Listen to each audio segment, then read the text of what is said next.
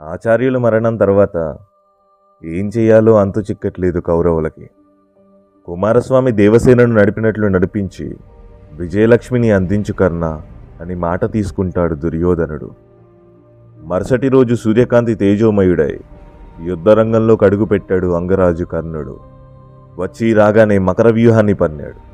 అతి భీకరంగా సాగిస్తున్నాడు సమరాన్ని. ధర్మరాజుతో దుర్యోధనుడు, దృష్టద్యుమ్నుడితో కృపాచార్యుడు, శిఖండితో కృతవర్మ, సహదేవుడితో దుశ్శాసనుడు యుద్ధం సాగిస్తున్నారు. కర్ణుడికి నకులుడు ఎదురు వచ్చాడు. ఓరీ కర్ణ, నా బాణాల దాటితో నిన్ను స్వర్గానికి సాగనంపుతాను అన్న ఉత్తర క్షణంలో కర్ణుడి ధనస్సు నుంచి వచ్చిన బాణాలు నకులుడి ధనస్సుని తునాతునకలు చేసేశాయి. కిరీటాన్ని నేల కూల్చేశాడు. ఓ నకుల, యుద్ధం చేయడం అంటే మాటలు చెప్పడం అనుకున్నావా?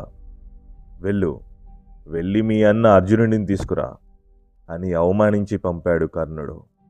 నకులుడు చేత చిక్కిన కుంతీమాతకిచ్చిన మాట కోసం ప్రాణాలతో వదిలేశాడు.